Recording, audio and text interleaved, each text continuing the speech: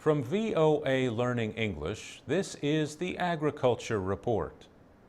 The United States Senate recently voted to cut a program that makes $5 billion a year in direct payments to farmers. But the Senate agreed to add new subsidies that critics say could hurt farmers in other countries. The vote was part of a $955 billion farm bill approved by a wide majority in the Senate. 10 days later, however, the House of Representatives defeated its own version of the farm bill. The Senate bill would cut about $24 billion from the federal budget over 10 years. Some of those cuts come from direct payments. Farmers receive direct payments whether they had good years or bad. But high crop prices and historically high farm profits have made the payments politically unpopular at a time of reduced federal spending. The Senate bill would help farmers manage the risk of bad weather and bad markets. It would do this by offering crop insurance to farmers raising crops that had not previously been insured. And it would make payments to farmers if prices drop too much. Supporters say the goal is to help the American farmers who supply the nation with food. But critics say the bill goes too far. Some say the proposed new guarantees to pay farmers if prices drop could cause trouble for the United States at the World Trade Organization. Other countries could claim that the policy suppresses prices in world markets. The bill would also let the government buy $60 million in emergency food aid closer to where a crisis is happening. Supporters say doing that is faster and cheaper than shipping food from the United States and could save more lives. For VOA Learning English, I'm Mario Ritter.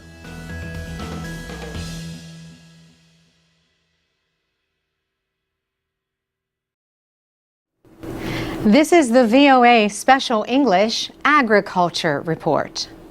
Soil conservation methods help farmers protect their land from the damage caused by farming and the forces of nature. One method of soil conservation is the use of windbreaks. Windbreaks are barriers formed by trees and other plants. Farmers plant these barriers around their fields. Windbreaks help prevent the loss of soil. They stop the wind from blowing soil away. They also keep the wind from damaging or destroying crops. Windbreaks can be highly valuable for protecting grain crops. For example, studies have been done on windbreaks in parts of West Africa. These studies found that grain harvests were as much as 20% higher in fields protected by windbreaks compared to fields without them. But here is something interesting about windbreaks. They seem to work best when they allow some wind to pass through the barrier of trees or plants around a field. If not, then the movement of air close to the ground will lift the soil. Then the soil will be blown away. For this reason, a windbreak works best if it contains only 60 to 80% of the trees and plants that would be needed to make a solid line.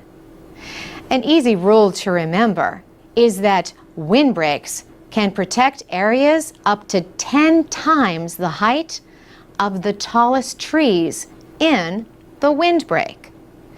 There should be at least 2 lines in each windbreak. One line should be large trees.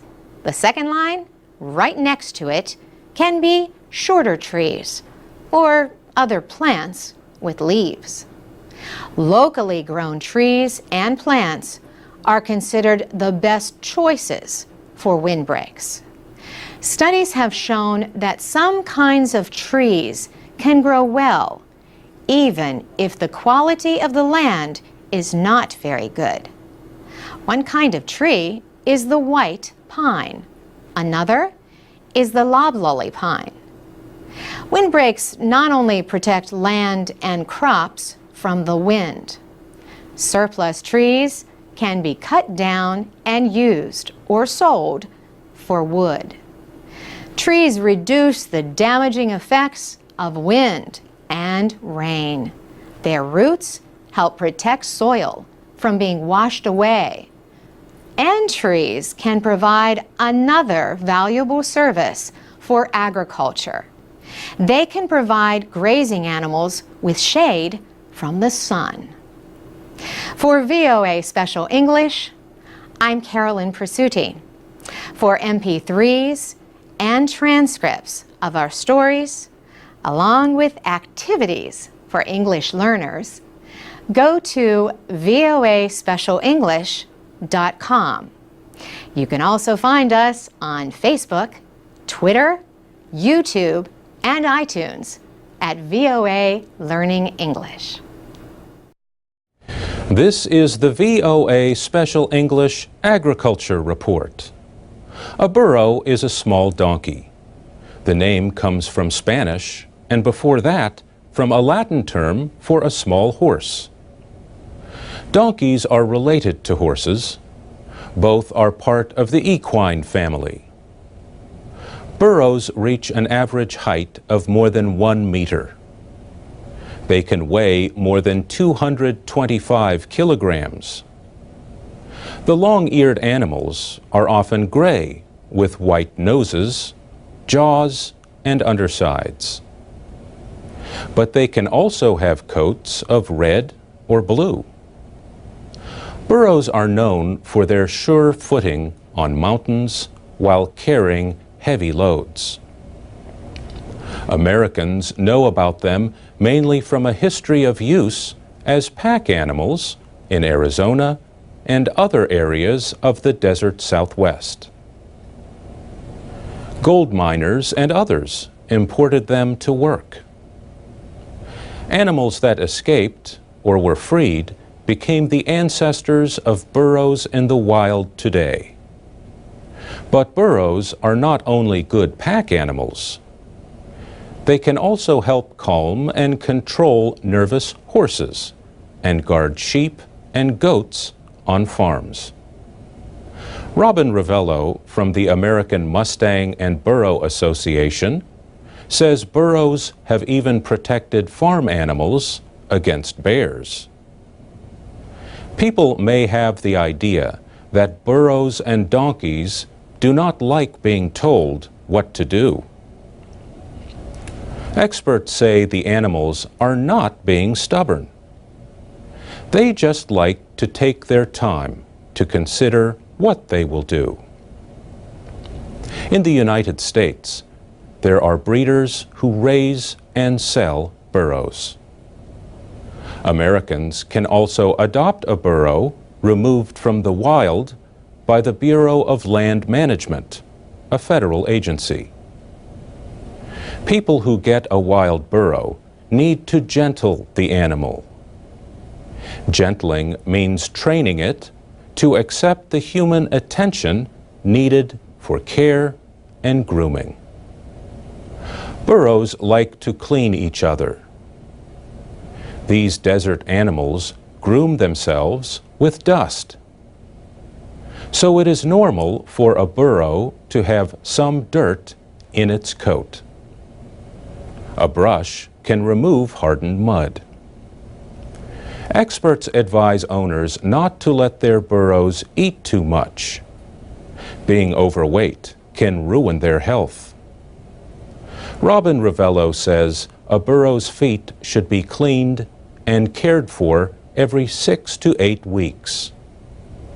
But she warns owners not to raise the feet as high as with a horse. A burro's legs differ from the legs of a horse. The pain could make the burro kick. And that's the VOA Special English Agriculture Report. Go to voaspecialenglish.com for transcripts, MP3s, and captioned videos of our reports. You can also follow us on Twitter at VOA Learning English.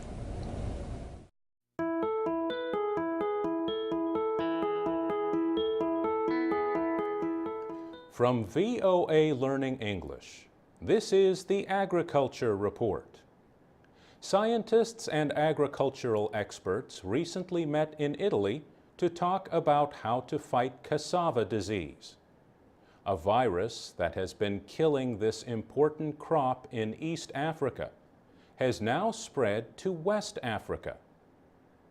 Experts are concerned that it could spread quickly throughout West Africa, including Nigeria. Nigeria is the world's largest producer and consumer of cassava. Cassava is a tropical root vegetable that requires little work. It grows well in poor quality soil and high temperatures. The roots are full of carbohydrates, vitamins, and minerals. Cassava can also be used as an industrial starch to produce plywood, textiles, and paper. Cassava is sometimes called a miracle crop for Africa, but plant diseases have been a problem for about 100 years. One particularly bad virus is cassava brown streak disease. It began infecting cassava fields in East Africa 10 years ago. Now it has spread as far west as the Democratic Republic of Congo. Brown streak disease is spread in 2 ways, by white flies and by infected stem cuttings. Farmers use these cuttings instead of seeds to plant their fields. Claude Fouquet is a plant virus expert. He heads the Global Cassava Partnership for the 21st century. He says it is hard to see signs of the disease in the plant itself. Instead, it becomes visible in the roots when the plant is harvested. He says scientists and organizations have to find a way to offer farmers virus-free plant cuttings. Claude Fouquet says scientists are experimenting with a virus-resistant cassava plant in Tanzania. Experts warn that brown streak disease could reduce cassava production in Africa by 50%. For VOA Learning English, I'm Mario Ritter.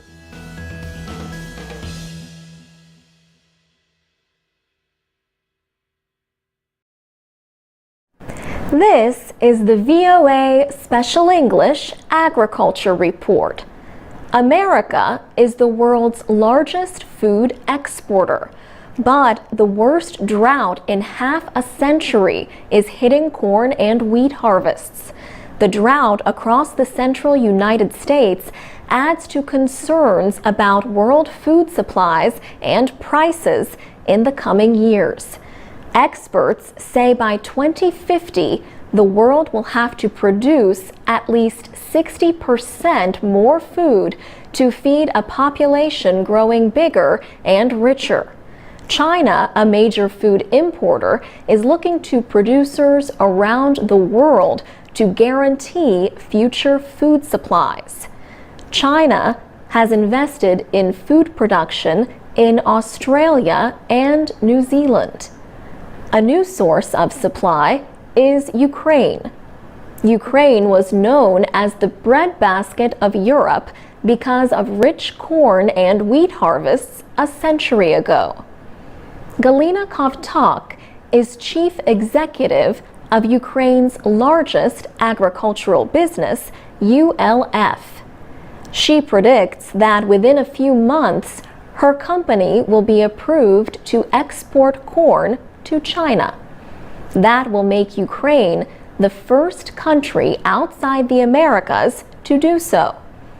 ULF will soon have almost 2 million tons of elevator storage capacity as it prepares for the Chinese market.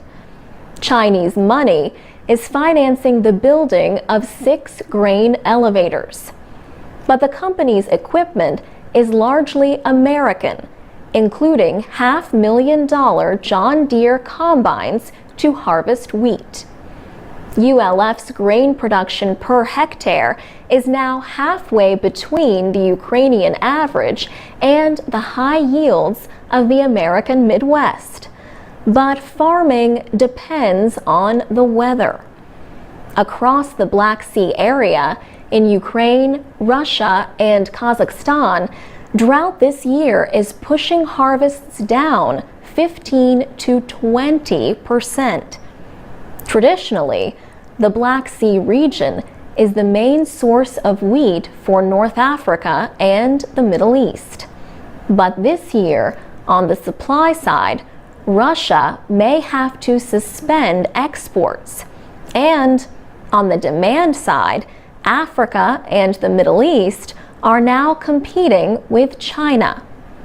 At the same time, a new report says large parts of Asia may face long periods of severe drought within 10 years.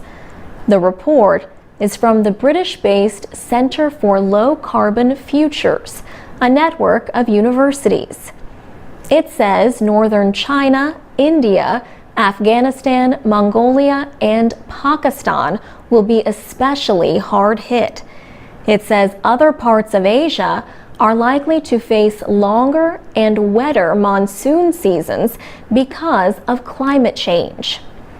Andrew McConville works for the agricultural technology company Syngenta. He says a lack of new investment in technology to help farmers improve productivity has caused problems for agriculture. For VOA Special English, I'm Alex Villarreal. This is the VOA Special English Agriculture Report.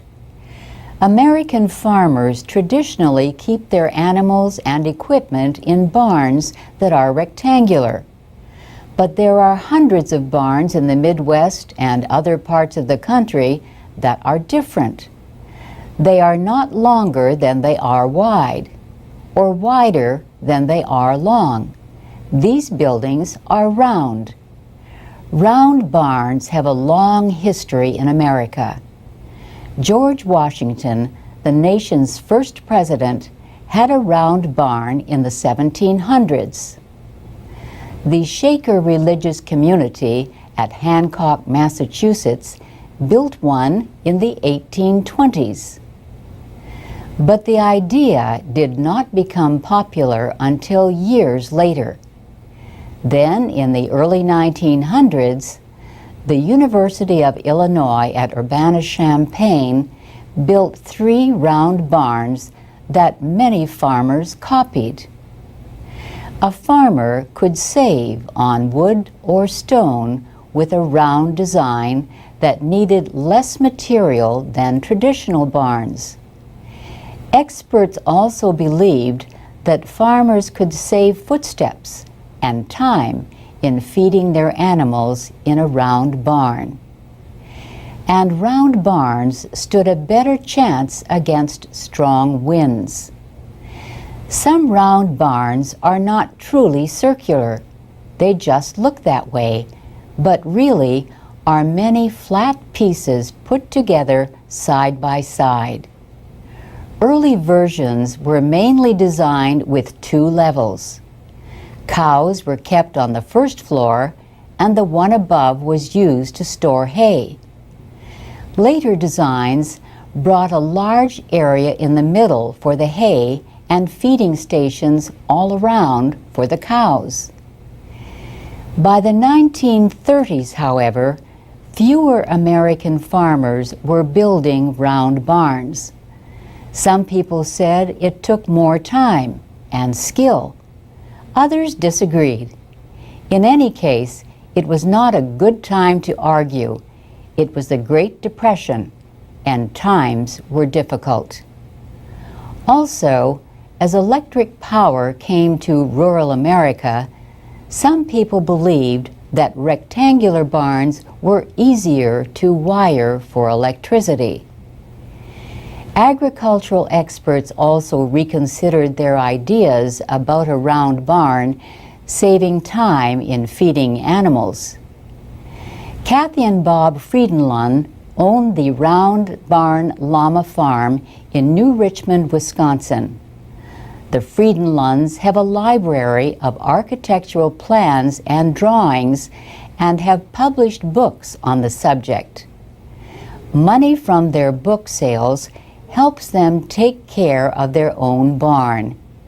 It is nearly a century old, made of concrete and wood. Bob Friedenlund says, having a round barn means keeping alive part of the history of American farming. And that's the VOA Special English Agriculture Report. Transcripts and podcasts are at voaspecialenglish.com, and captioned videos are on YouTube at VOA Learning English.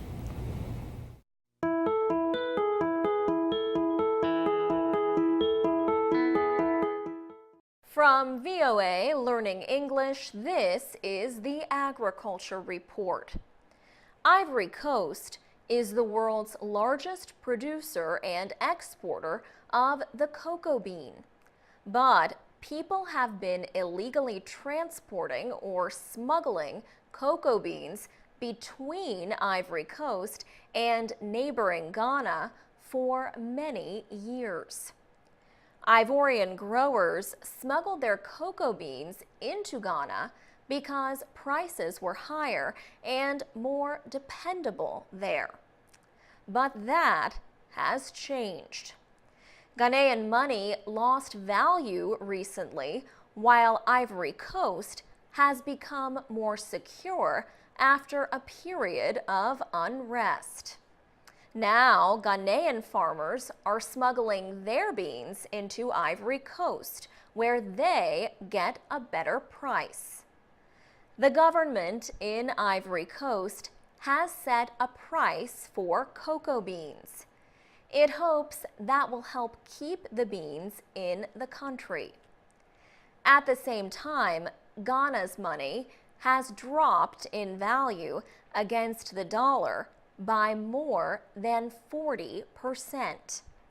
This has caused a loss of profits for the country's cocoa growers. They can make more money if they smuggle their crop to Ivory Coast. Ghanaian farmers who do not send their cocoa beans to Ivory Coast are urging the government to keep other farmers from doing so.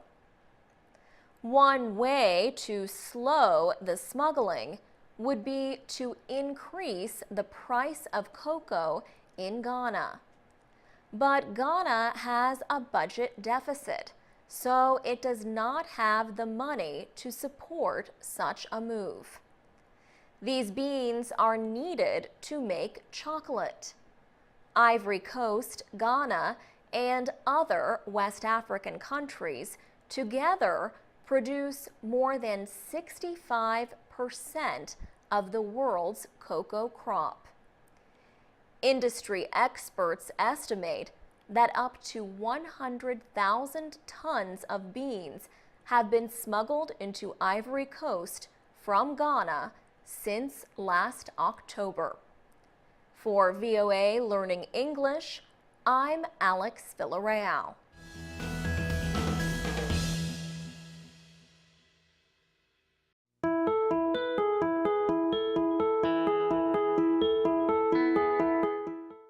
From VOA Learning English, this is the Agriculture Report. The World Food Program says the increasing number of conflicts in the first half of this year has created a huge demand for food aid. The WFP says it has had to use airplanes to transport 50 times more food this year than in the first half of last year. The planes drop food into areas that are difficult to reach by land. The group's air service is called UNHAS, the UN Humanitarian Air Service. UNHAS planes carry food to people who cannot be reached by roads or rivers.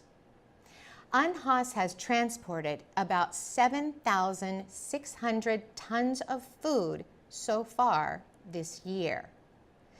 The planes have also flown more than 1,000 tons of supplies and equipment to 21 countries for the WFP and other aid organizations.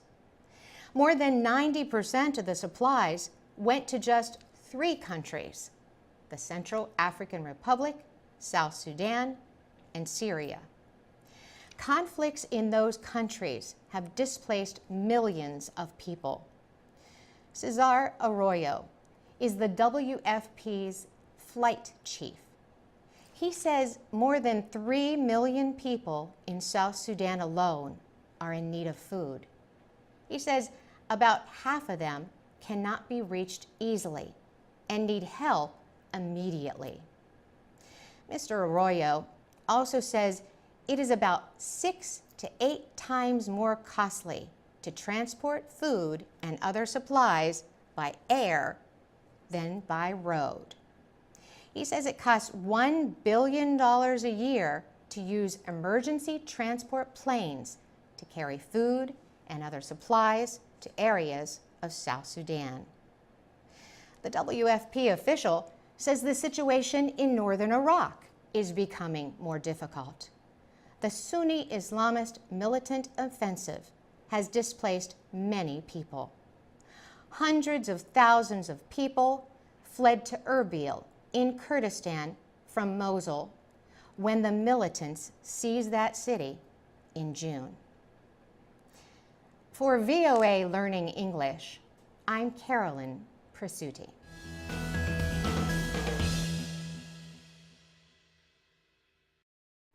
From VOA Learning English, this is the Agriculture Report in Special English. A researcher who helped make crops grow in dry areas has received this year's World Food Prize. Daniel Hillel was recognized for his work in developing what is called micro-irrigation or drip irrigation. It has made farming possible in places where there is little rainfall. Watering plants drop by drop has changed agriculture by reducing the amount of water needed to grow crops. Jan Hopmans, a researcher with the University of California at Davis, studies water-related issues in society. He says farmers now depend on drip irrigation in many areas, including vineyards in Spain, onion fields in Africa, and even farms in the United States. He says California grows about 50% of the fruits and vegetables for the continental United States, and he adds that is possible because of drip and micro-irrigation techniques. The World Food Prize Foundation says Daniel Hillel was born in California at the beginning of the Great Depression. After his father died, his mother moved the family to Palestine, where her parents lived. The area eventually became part of the State of Israel. Daniel Hillel got his start in dryland farming as a settler in Israel's Negev desert in the 1950s. Desert farmers were not able to send water through irrigation canals to their crops the way farmers have since ancient times. So, Daniel Hillel and others used the drip method to give plants just enough of what they needed right where they needed it. A plastic tube is often used to send water right to the base of trees or other crops. The method worked so well that soon Daniel Hillel was traveling the world, showing others how to do it. For VOA Learning English, I'm Alex Villarreal. This is the VOA Special English Agriculture Report. Officials in Kenya are fighting a deadly disease attacking maize crops. Some Kenyan farmers say the disease has reduced crop production by as much as 60%. Last September, farmers in Bomet reported that a disease was destroying their maize or corn. The disease is called maize lethal necrosis. It makes the plant turn yellow and dry up. By January, researchers found the disease was spreading across the country's south and into central and eastern Kenya. Paul Omanga is a crop production officer with the United Nations Food and Agriculture Organization. He says a study in July found that maize lethal necrosis had affected more than 64,000 hectares. Up to 80% of the crop was ruined. The FAO official warned that if the disease is not controlled, it would have a major effect on maize production in Kenya. Muo Kusina is a researcher with the Kenya Agricultural Research Institute. He is working with others to fight the disease. But he says there is no known way to treat it. Muo Kusina says the problem is that Kenyans do not have any experience with the disease. He says he has no idea of what to expect in the future. Researchers are investigating whether maize lethal necrosis is spread by insects or in seeds. When they know that, they may be better able to fight it. There are some things farmers can do. The FAO's Paul Omanga says he and others are telling farmers about the importance of crop rotation. That means planting different crops on the same field from year to year. But, he says, farmers must take more extreme action if they suspect the disease has infected their crops. Paul Omanga is calling on farmers to destroy all maize plants in fields that are infected. He says farmers can burn the plants or use them as animal feed. He says stems and leaves are all fit for livestock. But he warns that infected plants should not be left in the field because the virus will remain to infect the next crop. Paul Omanga says he is concerned about Kenya's food stability. This is causing some concern, he says, because maize is the staple food, and any threat to maize production is a threat to food security in Kenya. America's Agency for International Development says the poorest Kenyans spend 28% of what they earn on maize. For VOA Learning English, I'm Laurel Bowman.